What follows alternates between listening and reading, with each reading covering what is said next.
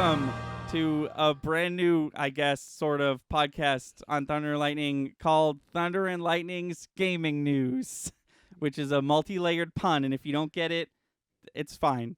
You're okay. Keep listening. It's a podcast about gaming and the things that are happening in games and the games we're playing. Yes. That you don't necessarily see on this channel. Yeah, we're going to talk about games. I love games.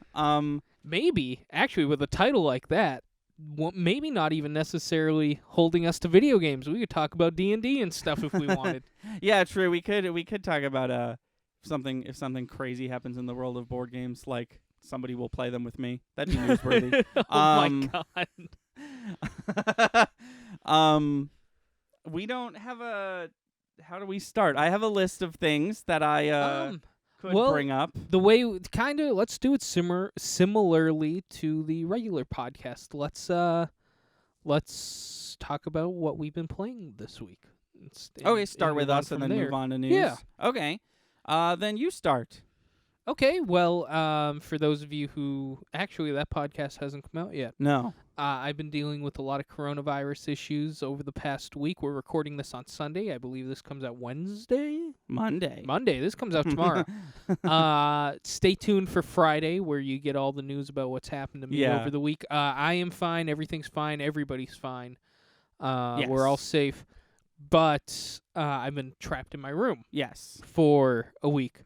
And the only two things I have in my room, as far as video game consoles, is a PS3 with GTA 5 in it currently, and a GameCube, which can be very spotty.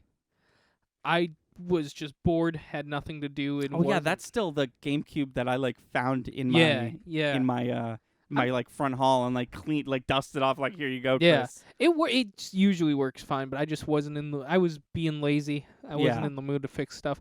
I didn't even take GTA out of the PlayStation. I just decided to play GTA all week.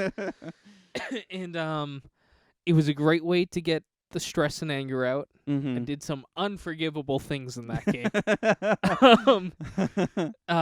But you and I were talking about this last night. To me, there's a few ways to play that game. I always play the story. I know people buy GTA just to dick around in it because it is open world video game, the video game. But GTA 5 has so much to offer in a story. I didn't play the story. I dicked around because I finished the story. Yeah. But it also, you could do anything in that game. That is the funnest one to just mess around and see what you can do. I did something I never did before in that game the other day. Ooh, That's how open world it is. That's some Breath of the Wild shit. Occasionally I'll find myself playing that game and I'll just find a fucking brook I'd never found before, and it has 4 puzzles on it, and I'm like, how pleasant.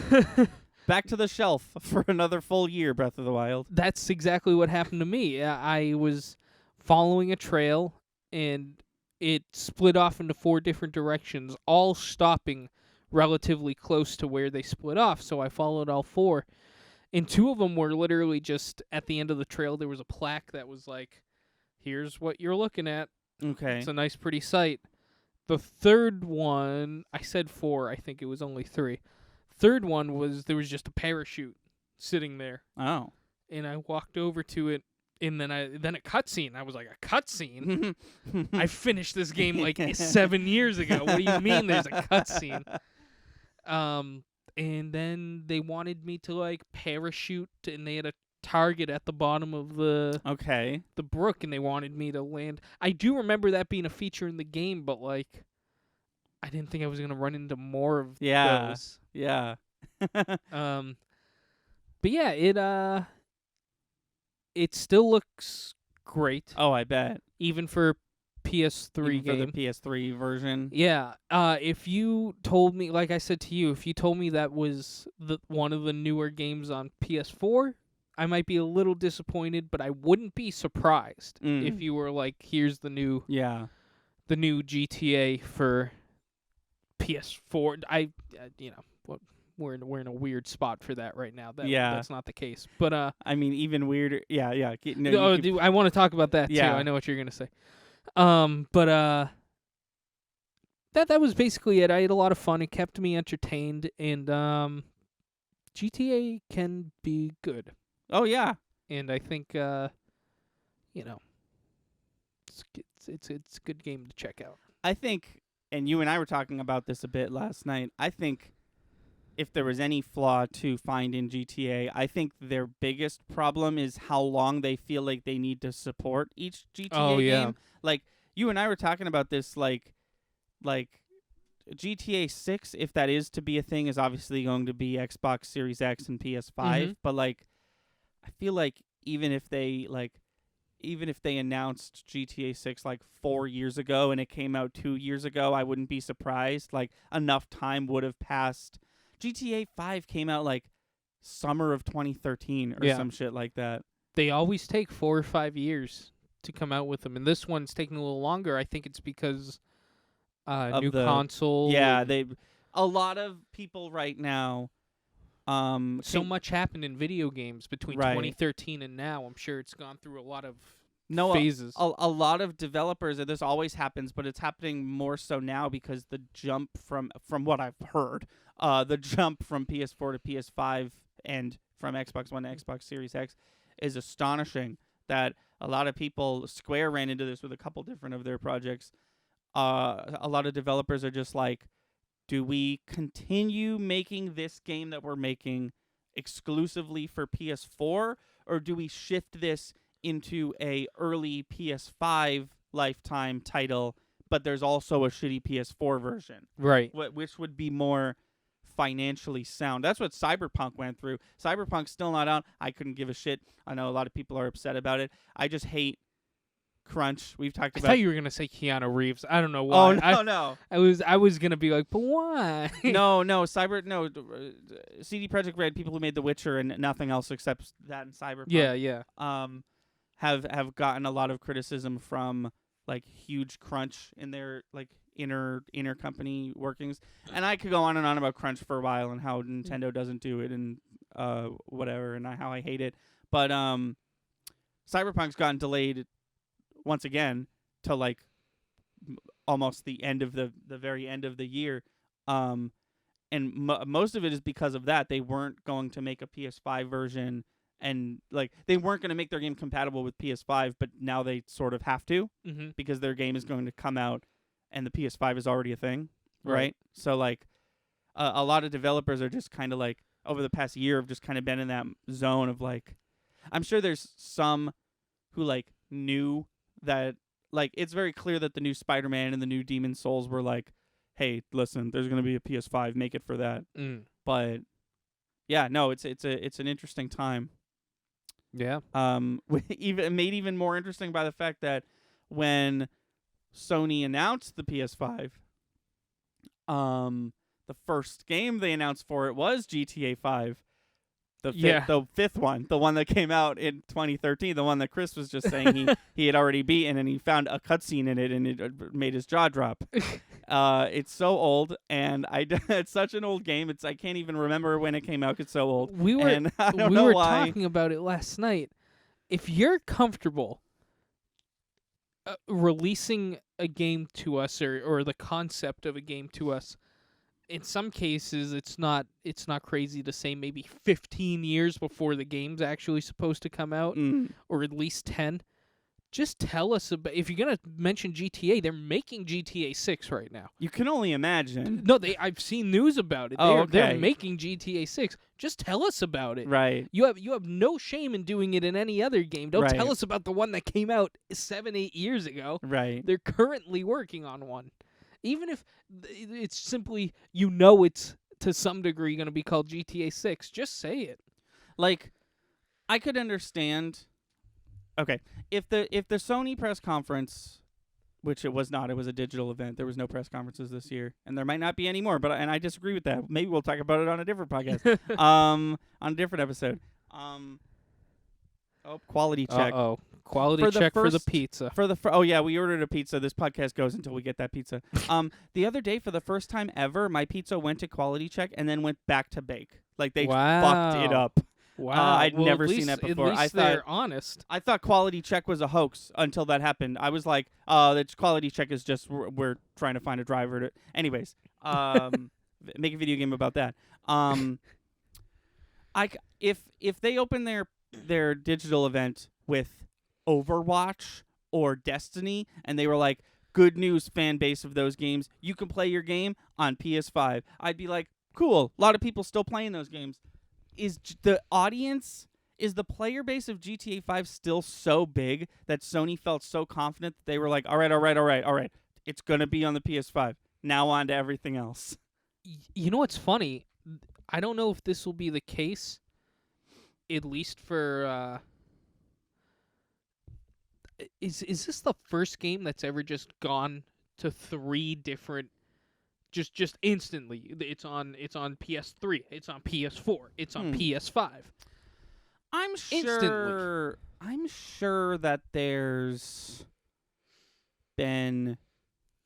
No, there was the only one I can think of off the top of my head is Ocarina of Time. It was on N64, of course, and it was a GameCube launch title, and it was a 3DS launch title. But I'm talking consoles. Is this the first game that's jumped? Because it was an N64, GameCube, then Wii. Yeah. I'm wondering if this is the first time any game's gone 1, 2, 3 consoles. Because that's ridiculous. That game's 8 years old. Yeah. Last of Us Part 1. Yeah. It was on PS3, and then they remastered it, and the remastered version was a PS4 launch title, and the remastered version of Last of Us 1 is going to be part of their like PlayStation Plus, you get these games for free deal. Okay. So that one for sure. But still, we're talking about this generation. Yeah. Oh, excuse me. Are there going to be new physical copies of GTA 5? No, there can't be. No, I'm sure what they mean is if you have GTA 5 on disc, it'll work on PS5. Maybe. I don't know. I wonder if my PS3 version of GTA 5 would work on the PS5. Probably not. Probably not, but my brain is telling me both probably not and also why not. Do we make a video of that? The reveal of if my PS3 copy of GTA 5 works on we could PS5. make that video if I had a PS5 because my Do you want to talk about what's been going on in gaming in your life? Then we'll get into the struggles of receiving the holy grail of a PS5. Oh, funny story. They're the same segment. Excellent. Because so real quick, I made a list of games that I want to go back to, and I'm playing Final Fantasy X2. It's really hard, and no one should try to 100% the game like I am, and I've already fucked it up, and I'm not going to get the secret ending, but I'll just look it up on YouTube because that game came out in 2004 when George Bush was president. So just to put it into perspective. So we've had 3 generations of presidents since then. Oh yeah. We had the Wii, the PSO, the PST, and the PSJ. Oh, I don't know. Oh, yes. Yeah. I see what you did. Your pun was funnier. Mine wasn't a pun. Fuck me. Sorry. Right? No, I mean, no, with this PS5 launch. I thought we derailed you. No, I just that's just the general consensus from all the venues trying to sell me a PS5 is like, hey, fuck you, right? I've never I feel like in a public way, I'm not usually like, fuck this corporation, unless they do something like incredibly awful and super racist or something, right? And like everyone's saying fuck them. But like I have to take a moment to complain about Walmart because they have handled this PS5 launch event so fucking poorly. So Walmart everywhere was sold out of a PS5 the moment they said the word PS5 out loud, right? Mm-hmm. Which is already ridiculous. My local GameStop got 9 of them. Wow. And I gave them a casual call that morning the next morning, and I was like, hello, I'm pretty sure I already know the answer, but do you have PS5 pre-orders? And he was like, nope. And I was like, okay, thank you for your time.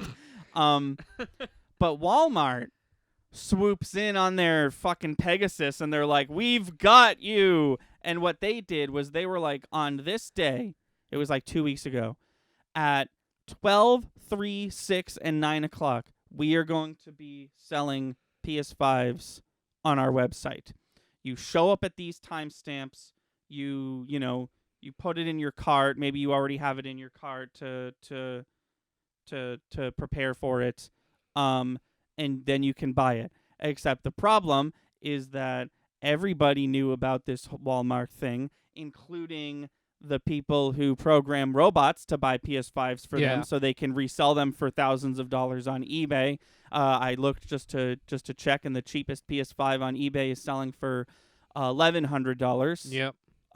Which is, hang on, let me do some math. $600 more than the actual console is priced.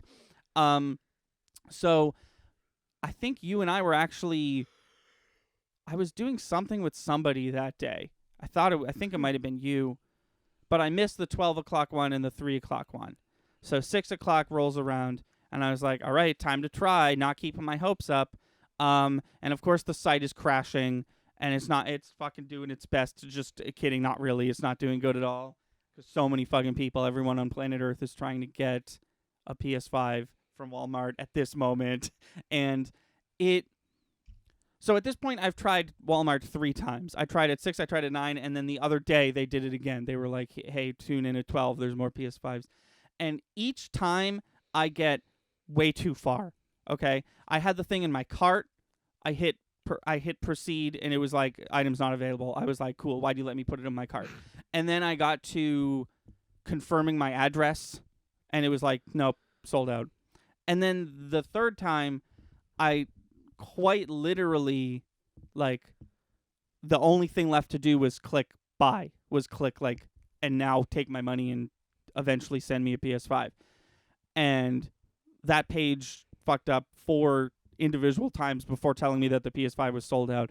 And I just don't understand why I don't understand 2 things. The first thing I don't understand is, why was I allowed to put it in my cart if it wasn't guaranteed that I was going to buy it? Yeah. You know, I've bought things online before, and when it's a hot button thing like this, when it's like PAX East tickets, for example, usually the way it works is like, this is your copy of this thing, but Right. for the next 10 minutes, if you don't actually purchase it in the next 10 minutes, we're going to give it to the next Joe.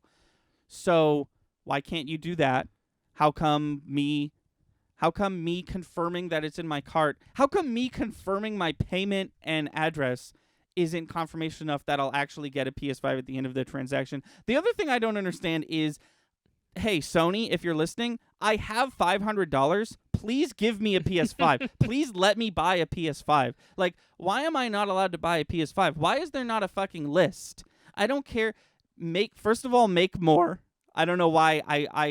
Maybe I don't know what I'm talking about, but I can only assume that we have robots making these PS5s. I can't imagine that it's like the CEO Sean Layton sitting there like, finally made another one. Send it off, boys. Like, put me on like a fucking Santa and his elves. Put me on a fucking list. Yeah, exactly like Santa and his many elves. Put me on a fucking list. Take my goddamn money, and when you have made enough PS5s that I get one, give me one. Shut up and take my money. I don't understand it. And then I go to Twitter, and literally like every influencer that I follow is also like, man, fuck Walmart, right? Like, if I can't get one, and Egoraptor can't get one, and fucking like Jaywitz can't get one, like, how many did you make? Like, amiibos, I get it. Amiibos were in high demand and they sold out very quickly, but amiibos are hand painted. A PS5 is a piece of hardware, and I don't understand why you made you seemingly made so little for the quote unquote worldwide launch event. I say quote unquote because it launched like 2 weeks ago here and like yesterday in Australia or some shit.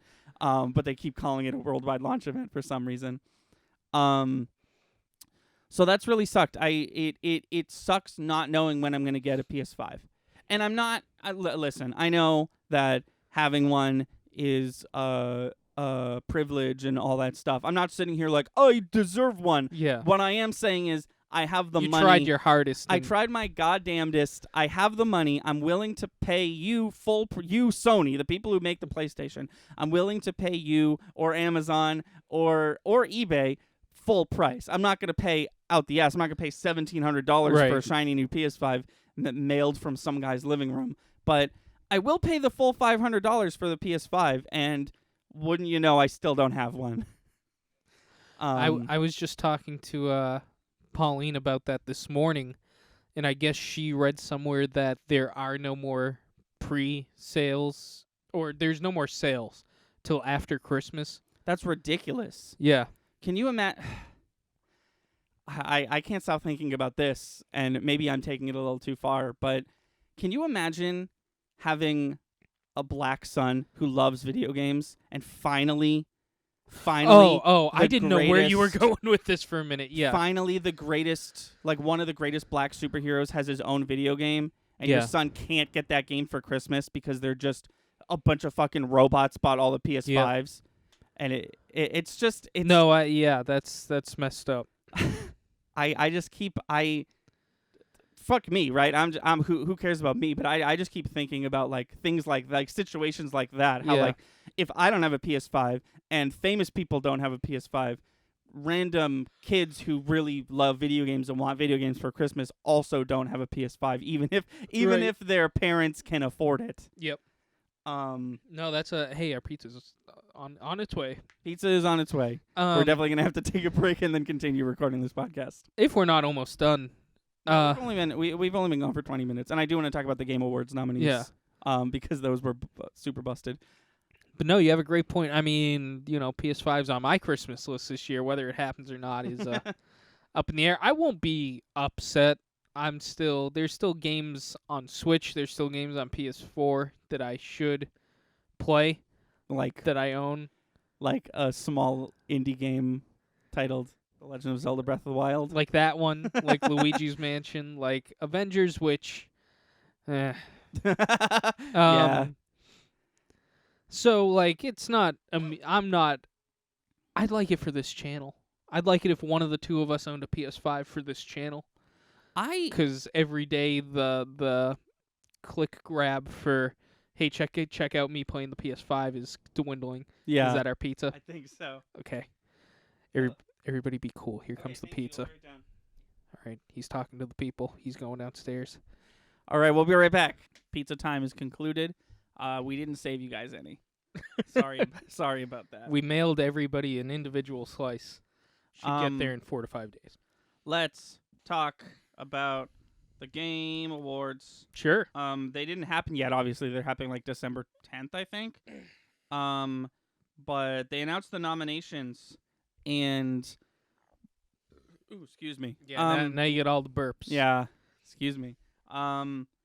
They. I'm trying to find an article because their site was not doing good. The Game Awards have been criticized in the past for being very favoritist, and I tend to disagree until now. It seemed very... They just made a lot of weird decisions. Okay. The one I was most excited about, the one I'm always most excited about, was Best Performance, essentially Best Voice Actor, right? Yeah. And if I could just give me a sec to find it on this list. I know that I'm a little biased towards Final Fantasy VII, and specifically towards Brianna White, the voice of Aerith in that game. But I thought at least somebody from why is this article doing this to me? I thought at least somebody from Final Fantasy VII would be nominated. And they were not. So it's Ashley Johnson and Laura Bailey from Last of Us Part 2, which I disagree with. I think that one per game should be like the standard. Sure.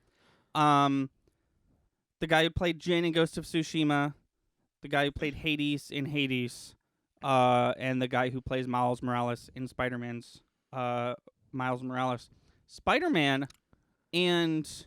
That's interesting because that's brand new. Dude, Spider-Man and Assassin's Creed Valhalla came out like 3 days before the nominees were announced. And they got like a ton of nominations.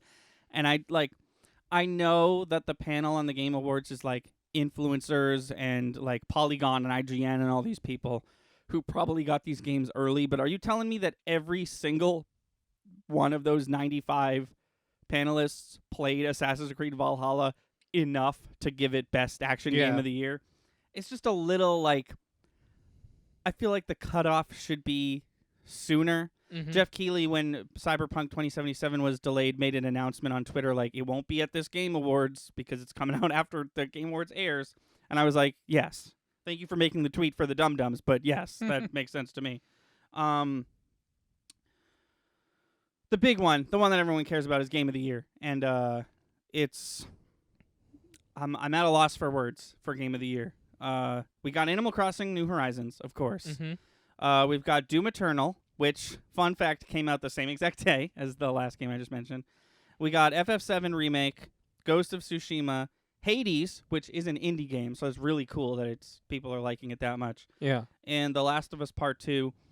I've given my opinions on The Last of Us. I don't love it. I know a lot of people did, but I know an equal amount of people really disliked Last of Us Part 2 for a lot of different reasons. It got a ton of nominees. Like, just like every chance they could get, every nomination they could category they could slot it into, right? Yeah. And like the Game Awards sometimes in the past have gone like this. Red Dead Redemption 2 is nominated for everything. Red Dead Redemption 2 wins everything. Mm-hmm. And it's like, okay. But that year was super hype because we got to the Game of the Year announcement and it was God of War. And I was like, oh, fuck. Yeah. That, But sometimes there's not the oh, fuck. Sometimes it's just like, oh, and Death Stranding won absolutely everything. Okay. And I'm really hoping that doesn't happen with Last of Us Part 2 because I've already had the wind taken out of my sails with just how many people are playing Last of Us Part 2 and how many people I watch on Twitch are playing Last of Us Part 2, and I'm like, I'll just, Has it already been voted Best Game of the Year? No, no. These are just the nominees were announced. Okay. Oh, so we don't know. Yeah, we don't know any winners yet. Yeah, the winners will be announced during the Game Awards, which actually this article, if it doesn't tell me when they are, is a bad article. Washington Post, December 10th. I was right. It's December 10th. Another one that I've always liked, is Best Score and Music. For that one, we got Last of Us Part 2, the new Ori game, Hades, Final Fantasy VII, and Doom Eternal.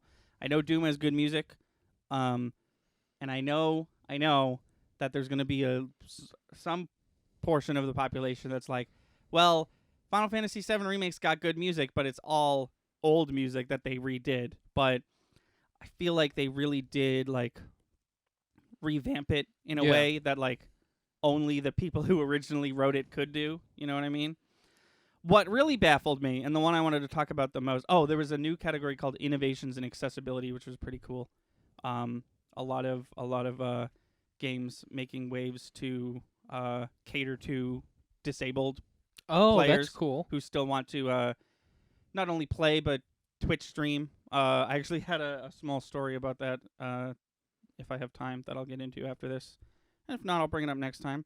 Where is the one I'm looking for? It was Best Family Game. There we go. So, I mean, I know the winner for Best Family Game. Yeah, it's the only other thing it was nominated for. But it just... Okay, so we've got New Horizons. Duh, that's going to win. That is going to win. But if we turn our attention to the other nominees, we've got Crash Bandicoot 4, Fall Guys, Mario Kart Live, the toy that you can have around your house. Definitely shouldn't win. Definitely should not win, no. Everyone seems to not like it. Minecraft Dungeons, which is Minecraft's Doom clone. A lot of people have been liking it. And Paper Mario, the Origami King. Now, I have an issue with every single one of these for multiple reasons. Oh, I lied. Animal Crossing New Horizons was nominated for Best Multiplayer Game, but, like, don't. everyone complains about the online in Animal Crossing. Yeah. So Fall Guys, sure, whatever. Fall Guys, internet sensation, kids can play it, whatever. Mario Kart Live, no one likes Mario Kart Live home circuit. Everyone has been complaining about how much it costs and how cumbersome it is to do and how it's fun for like an hour and then you're like, all right, this is going on the shelf. Minecraft Dungeons I have not played. I've heard good things about it. I don't care to play it. Paper Mario Origami King is a one-player game, and I guess anyone in the family could play it. Is the sentiment? Yeah. But it's not really like gather Sit down around, and play. kids. Well, so is an Animal Crossing. Right, but no, you can two people can be playing True. at once in Animal Crossing. It's very difficult, but true. Yeah. And then we got Crash Bandicoot 4, which is besides Demon's Souls that got re-released on PS5, that did in fact come out in like 2009. Crash Bandicoot 4 was the most difficult game to come out this year. And they also swear in it. Oh, really? And I don't... Yeah, it's not huge swears, but, like, they do swear in it, and the game's rated E10 because of it. And, like, it's not... That game is so frustrating. I can't even believe that I beat it. And as I said on an episode of the other podcast when I was playing it, when I did beat it, I got to the point where I was just like, man, never have to do that again. Awesome, because it sucked. And I'm going to come out at the end of this feeling good about myself and being able to say that I beat Crash Bandicoot 4, but I'm not having fun doing this because it is so fucking hard. I wouldn't give that game to a kid, is what I'm saying, I guess. Yeah. I want to talk about Game of the Year when we're past Family Game. Yeah, do you want to... If that was all you had, if you want to keep talking about... No, you take the floor. So... Did you want a reminder of the nominees? Sure, but I'm really only going to talk about one. But okay. We can do a reminder. We got New Horizons, the new Animal Crossing, Doom Eternal, Final Fantasy VII Remake, Ghost of Tsushima, Hades, and Last of Us Part 2. All great games, I'm sure. Yeah. Only one of those games on multiple different media platforms brought the world together during a worldwide pandemic. Yeah, no, I've said this before, and I'll probably say this for the rest of my life. I'll say it until it's not true anymore. Animal Crossing New Horizons is definitely not the greatest game ever made. No. But it's definitely going to go down in history as the most important.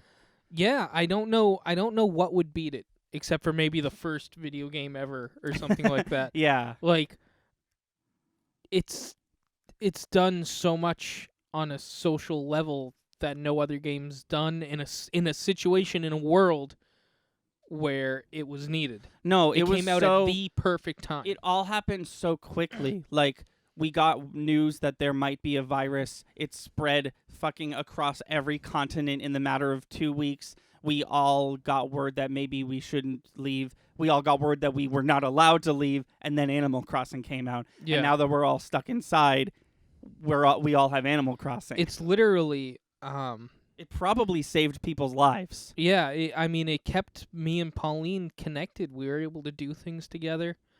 We played, we did a lot of things. I'm not saying we would have broke up without Animal Crossing, but it made our quarantine so much easier to get by with each other. Yeah, because we had something we could do together, and I know we're not the only two who feel that way. When time goes by and we look back on 2020, that's the game people are going to remember, not any of the other ones. Mm-hmm. Yeah. It's as simple as that. No, that name will come first for 2020. Looking at the other games, right? Like, if Last of Us, Hades, Ghost of Tsushima, or Doom Eternal win, my first thought is going to be... My first and next 50 thoughts are going to be, wow, what an insult to Animal Crossing, the most important game to come out this year. I excluded Final Fantasy VII because it's really fucking good, and I really like it a lot. And if that won, I feel like eventually I'd be like, but Animal Crossing deserves it. But I feel like if Final Fantasy VII won, I would have my initial like, yeah, I won. Yeah, but with Animal Crossing, even if you want to go just widespread, casual gamers, people who aren't even really gamers, if I said, what's one video game you heard that came out this year, they say Yeah. Animal Crossing. Yeah. No other name comes out of their mouth. It's Animal Crossing. During quarantine, it was all over Facebook. That Mhm. was the only thing people could talk about. Like Kimball and stuff like that were actually doing interviews and using Animal Crossing as a visual, having celebrities go to their island, and Yeah. I mean it's unbelievable. No, it's. I mean, you mentioned Kimmel. So many. I think he did it. I know a lot of them did it. Right. No, I'm just like. Jimmy Fallon did it. Right. No, I just it that means a lot to me because late night hosts in particular have been very guilty of being quick to poke fun at individual gaming communities and the let's play culture and all that stuff. So to see this big, honestly, I think it was Brie Larson. I think Brie Larson got on Twitter and was like, I'm so fucking actually hyped for Animal Crossing that everyone was like, whoa, she's Captain Marvel? Okay, it's cool to like video games. Yeah. At least as far as like people like Jimmy Fallon and Jimmy Kimmel go. Jimmy Fallon's usually been pretty cool. In fact, he was the first non-Nintendo employee to hold a Nintendo Switch, which was pretty cool. And Shigeru Miyamoto was like in the crowd watching him play with it, which was neat. Jimmy Fallon seems like he's along for the ride, and whatever he finds interesting, he'll enjoy it. Oh yeah. Which, like, I can relate. Yeah. Yeah. No, it's there's always the game that I want to win, but this is the first time, maybe in Game Awards history, in Game Awards very short that you feel history, like one deserves it, needs that I to feel win. like if the one that I think deserves to win doesn't win, I'm going to be incredibly surprised. Like, I wouldn't be surprised with myself if, let's say, Ghost of Tsushima or Last of Us, which, by the way, are probably incredible games. Ghost of Tsushima is one of the greatest games I've ever played. It's so good. I want to get back to it soon. But if Animal Crossing doesn't win, I think my thought process is eventually going to go to, I wonder who rigged it. Yeah. Because, like, it's... Here's the thing, and I could see somebody making an argument for this, but I'm going to also give my counterpoint. Mm-hmm.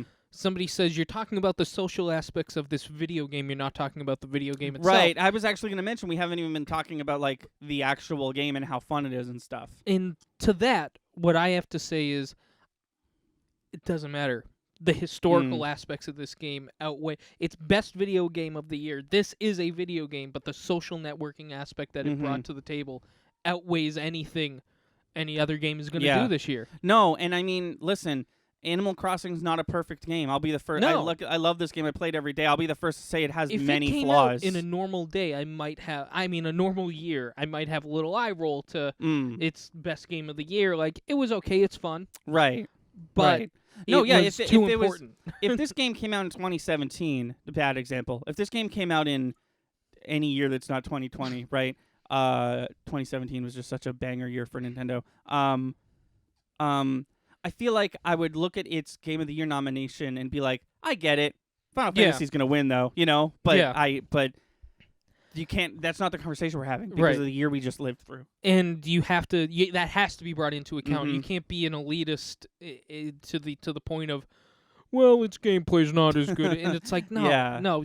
Guess what? 20 years from now, no offense, nobody's going to be talking about this Final Fantasy remake in the year of 2020. Well, they are if they're still making it back and then. No. I mean the remake. That one, if you mean they just keep remaking the remake? No. I mean. Final Fantasy VII Remake is like part 1 of 6. This remake is like far from over. Okay, I'll give you that. Yeah, no, fair. But I know what you're saying. No one, 5 years from now, people are going to probably still be playing, but definitely still going to be talking about the phenomenon that was Animal Crossing, and no one's going to give a goddamn shit about The Last of Us Part 2. At least the impact it had on the year 2020. Right. Game of the year. Right. That game, on a social networking level, it upped social networking to a whole other level. I mean, nobody's ever done things that this video game did. Yeah, no, it was also remarkable. Nobody's ever done things this video game did in the game itself. I mean, it's literally keeping track of our lives day by day. You can go on, You can play for an hour. It'll be an hour in the game. I know that stuff has been done before, but now like there's events. It's updating itself. Yeah. With no, us. this is the most. This is the most. I'm trying to think of a different example, but I don't think there is one. There's an in-game shop that gets updated. This is the most support that Nintendo has ever given to a game.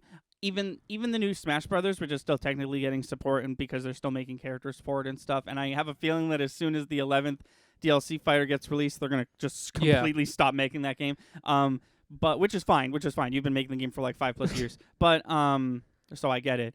But like, if you remember that first, like, I know you didn't have the game, but if you remember that first like week, 2-3 weeks period when Animal Crossing came out, and there was like, here's a glitch, we patched it. We found a new glitch, we patched it. Like, there was like 4 patches in 2 weeks, and like, that's not what Nintendo does. Nintendo has never, like, I think Nintendo understands the impact that this release was going to have. Because I feel like sometimes, I was just complaining about this the other day, sometimes Nintendo goes a little too hard in the paint, and they're like, we're Nintendo, you're gonna fucking love our game. Like, for example, I hate when they definitely didn't say fucking, though, because that's not a Nintendo thing to say. No. Unless you're Bayonetta. I hate when they re-release a game and they treat it like it's a new game. They just remastered Pikmin 3 and it's on Switch, and that's their holiday push, and also it's $60 whole, and I'm just sitting here like, that game also came out in 2013. Yeah. Why are we doing this? Why is this getting so much coverage? It might be because of this year. Well, no, I know exactly, right? But it just what I was getting at is like, that's usually their deal, and they put so much like it feels like they actually listened to people this time, like the Easter event came and people were like, whoa, too many balloon eggs, and then like 2 days later they were like, all right, there's less balloon eggs, and we were like, what the fuck? Did they hear us? Did they see my tweet? No, it's true though, and it's the only game in life I've ever wondered what it's gonna be like next year. Are they just gonna I wouldn't blame them if it was just the same events every year. Right.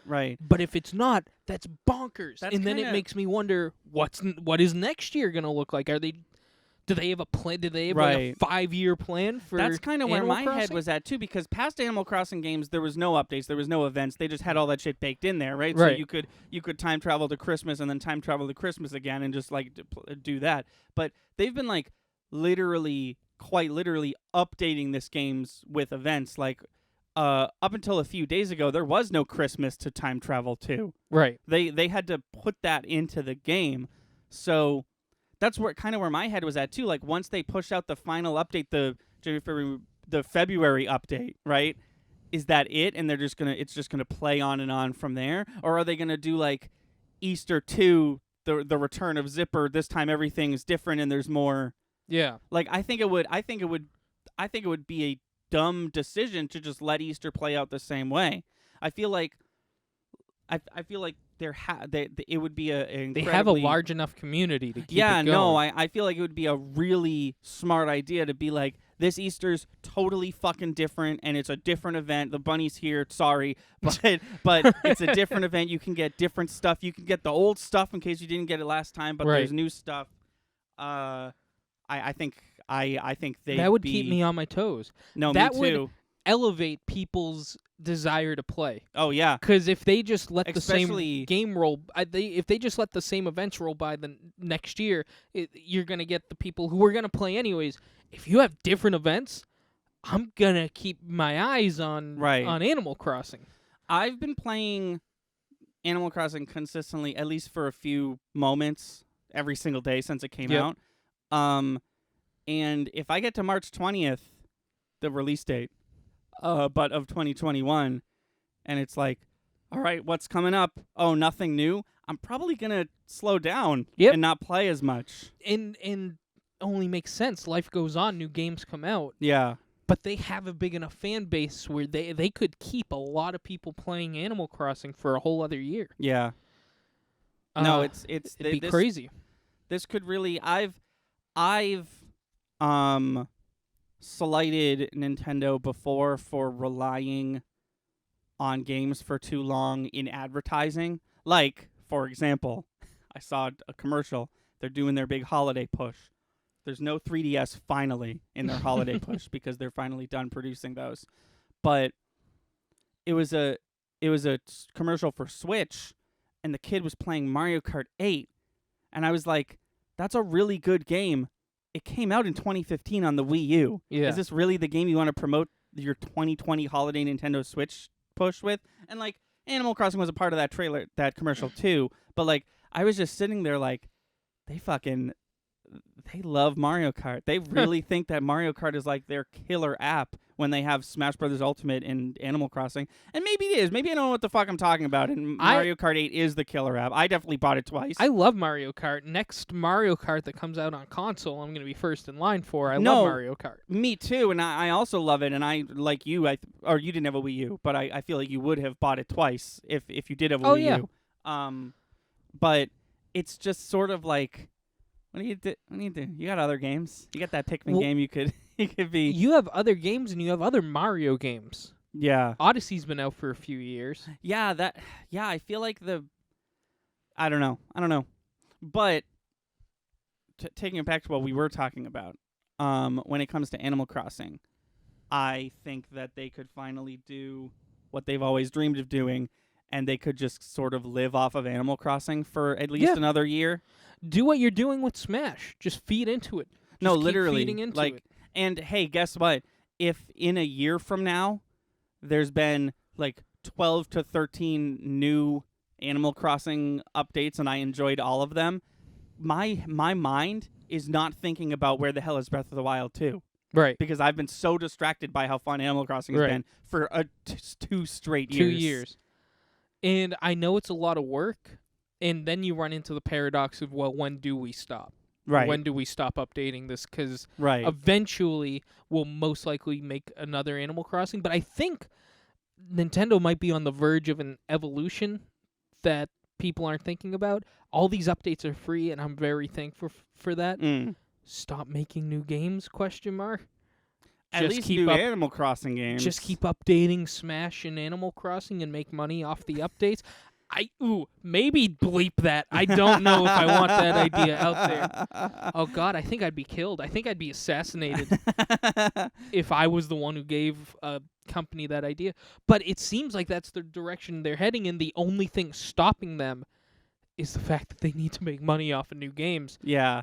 They might make the connection that, hey, people are going to keep playing these games. No, dude, if after Breath of the Wild 2 comes out, because they're and the new Metroid, which will never come out ever. If they straight up were just like, we're gonna make Smash and Animal Crossing, and we're just gonna keep re-releasing old games and not produce any new ones, that'd be such a like. You can keep making new games, but I just mean like they have franchises, they have sagas at this point, and that's Smash, that's Animal Crossing, that's Mario Kart. They have franchises in their wheelhouse of games that Nintendo makes and nobody else makes. Right. Stop making new ones and just update the ones you have. Yeah. And maybe charge a little bit. Seems to make more sense. It would be less time. Oh, I don't like talking about it. Oh, I don't like saying it anymore. But like, I can see that happening. Yeah. I don't want it to happen, but it really seems like if they just make the little connection I just made, or maybe people will stop going to Smash and. Do you want to know what I know? I have a unique perspective on paid DLC, but if they were like Animal Crossing Year 2, it's $25, but it's gonna like add so much shit. It makes your island twice as big and this and that and stuff. I'd buy that. That's what I'm saying. Is they charge you for the experience of an updated game that you already own. That's DLC I can get behind. I can't get behind planned DLC when just finish your game. Oh, no, that's the fucking Tekken Cross Street Fighter shit where it's like the game ships with 20 characters, but there's really 40, right. But you have to buy them for DLC. They're already on the disc. Just pay for it. Send out a finished game. But in situations like Animal Crossing or Smash where it's like, we're just going to endlessly update these games, there's no time frame where we could have been ready for this. We're just going to keep updating them. Yeah. If you gave me a yearly subscription to Animal Crossing, doesn't that sound like Yeah. a modern thing? I have a subscription to Animal Crossing. No, this world of constant updates on old games you're creating has been a possibility for a while. I feel like developers are just now realizing its staying power and its money-making potential. I will say, if I could bring it back to the Game Awards for just a moment before we wrap it up, I feel like Among Us should have a Game of the Year nomination, except for the fact that Among Us came out in 2018, and no one knew about it until this year for some reason. Yeah. They were actually planning on making Among Us 2, because Among Us is flawed, and they knew it was flawed, and it was never supposed to be this big, but they literally announced, like, we've been trying to make Among Us 2. We're going to make it really good. Sorry, happy you love this one, but sorry it kind of sucks. And then, like, a week later, they were like, we've scrapped Among Us 2. We're just going to update Among Us 1 and make it way better. Wow. So, yeah. It still baffles me that game has been out for 2 years and no one knew about it, and all of a sudden it's like, Fall Guys came out and everyone on Twitch was like, Fall Guys? I'll play that. And then like a week later, everyone was like, nah, dude, Fall Guys is kind of sus. We're moving over to Among Us. No, that'll do it for us. We talked a lot about Animal Crossing, but it's what we're passionate about. Yeah.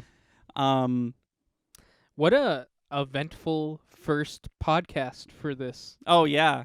Yeah, I knew that the Game Awards would evoke some sort of conversation somewhere. Yeah, that'll do it for us. Tune in 2 weeks from now. Tune in next week for a cinematic relief on Once Upon a Time in Hollywood. But tune in 2 weeks from now for another episode of Thunder and Lightning's Gaming News. And until next time, I'm Thunder. I'm Lightning. Stay safe, stay clean. I'll see you next time.